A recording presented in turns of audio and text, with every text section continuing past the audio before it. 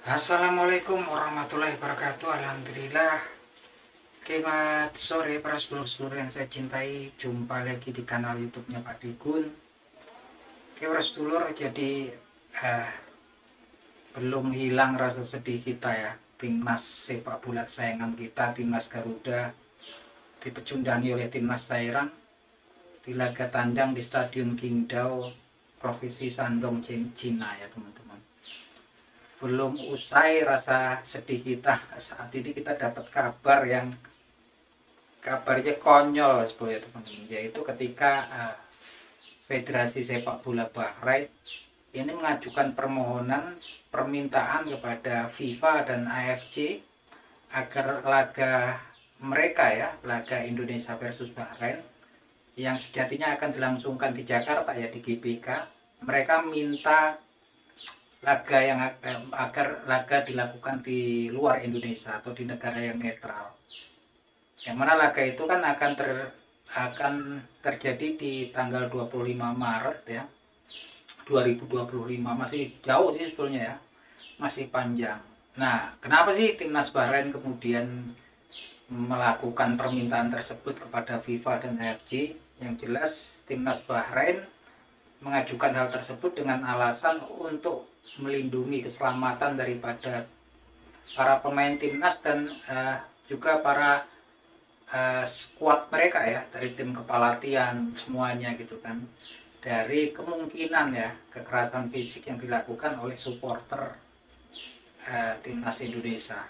Yang saya pikir ini konyol ya teman-teman. Kenapa konyol? Alasan ini kan karena memang kemarin mungkin banyak daripada netizen kita yang kesal ya daripada perilaku wasit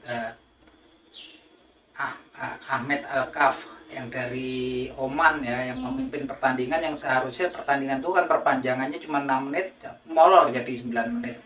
Dan pastinya kita meyakini bahwasanya itu ada juga kerjasama pastinya dengan tim Bahrain, pastinya berat sebelah kan, karena laga itu terus juga nggak masuk akal karena wasitnya ketika wilayah federasinya di Asia Barat, wasitnya dari Asia Timur atau Asia Tengah, dari Uzbekistan kah atau dari Vietnam gitu kan, malah juga dari wilayah mereka gitu kan.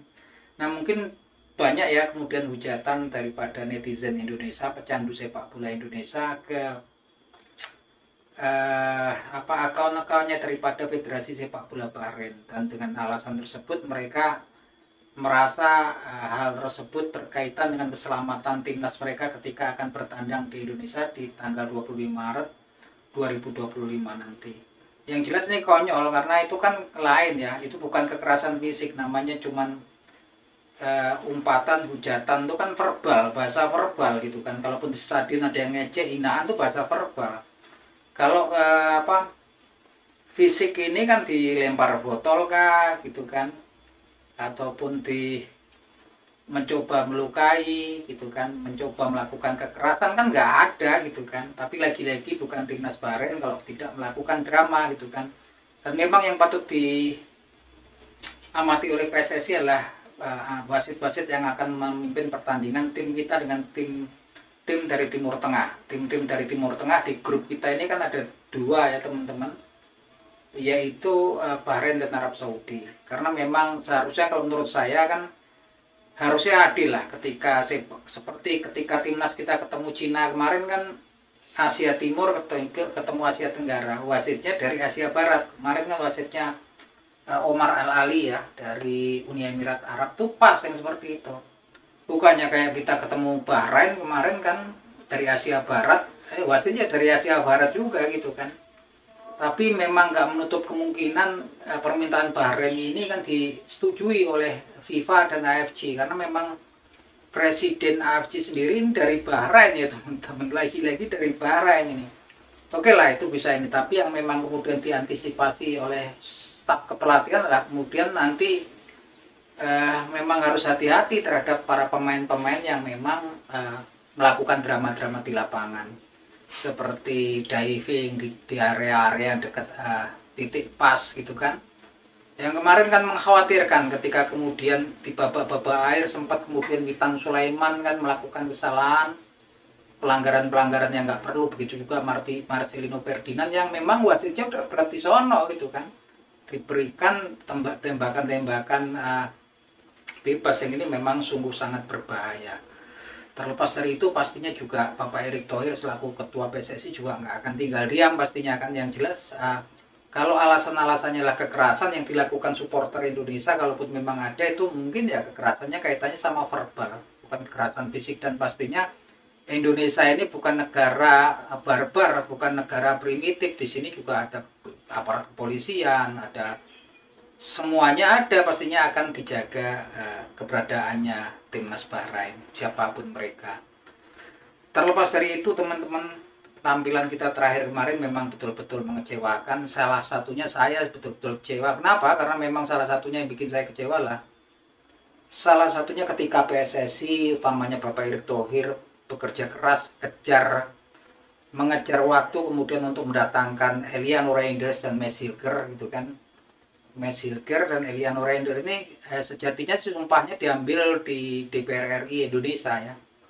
Tapi kemudian dikejar sumpah untuk pengambilan sumpah WNI-nya itu di Brussels ya, di Belgia. Di Kedutaan Besar Indonesia di Brussels, Belgia ya teman-teman. Demi mengejar bisa kemudian Eliano Reinders untuk kemudian memperkuat timnas kita gitu kan. Oke lah, kalau dari sisi pertahanan kan kita udah punya banyak gitu kan. Ada Jordi Amat, ada Jay Izes, ada Rizky Ridho, kemudian ada Wahyu Dwi Prasetyo gitu kan. Cadangannya banyak, tapi di lini penyerangan ini siapa yang kita punya? Pemain-pemain muda usia yang sebetulnya belum pas kalau ketemu raksasa-raksasa seperti Arab Saudi, Bahrain, Australia segala macam. Dan yang lebih mengagetkan lagi ternyata Eliano Reinders itu dalam starting line up 23 squad yang dimasukkan untuk berhadapi Cina nggak dipasang di situ, nggak ada gitu kan. Gila nggak itu kan gitu kan. Saya nggak ngerti gitu kan. Terus apa gunanya PSSI kerja susah payah datangkan Eliano Reinders yang kemudian nggak disertakan dari 23 line up timnas gitu kan.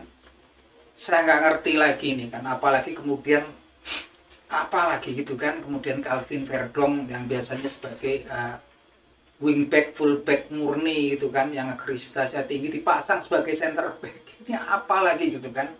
Justru posisinya Calvin Verdong di fullback kiri diganti Sain Patinama, pemain yang udah tiga match terakhir dia nggak memperkuat, nggak masuk tim inti Indonesia gitu kan. Begitu juga kemudian masuknya si siapa itu, Asnawi Mangkualam gitu kan, yang menempati posisinya yang biasa ditempati Sandy Walsh di fullback kanan, atau kemudian Nathan Joaon. Dan naturalnya Nathan Joaon ini kan fullback kanan di klubnya sana di Swansea City, ataupun kemudian ketika di FC di masa peminjaman di FC Herenveen kemarin di Liga Belanda. Justru kemudian dia pemain yang ratingnya bagus, Tom Haye dicadangkan gitu kan. Dan memang kemudian dipaksakan si si Nathan Joaon ini sebagai coba-coba defensive midfielder, midfielder gitu kan. Kalau laganya laga uji coba sih nggak masalah, laga friendly match, apalagi laga yang memang kemudian semua masyarakat pecandu sepak bola di Indonesia mengharapkan kemudian ya sesuatu yang terbaik. Saya nggak ngerti. Saya berharap PSSI memang kemudian tegas juga. Sepertinya Sintayong ini nggak tersentuh oleh evaluasinya PSSI.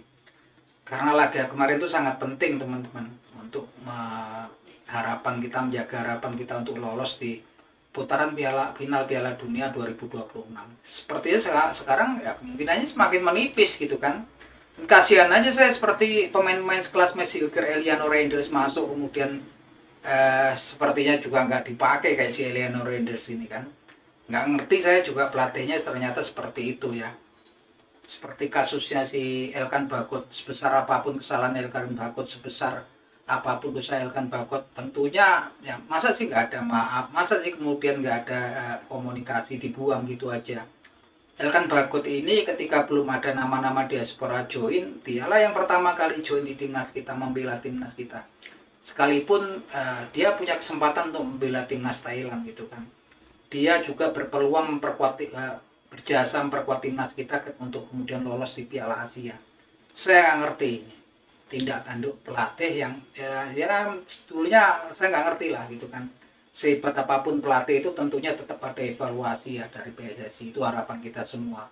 Siapapun pelatihnya, mau dari Eropa, mau dari Amerika Selatan, tentunya kita cuma berharap yang terbaik untuk timnas kesayangan kita. Karena timnas ini bukan punya satu orang, dua orang, sekelompok orang. Ini timnas ini punya seluruh lapisan masyarakat dan warga negara Indonesia.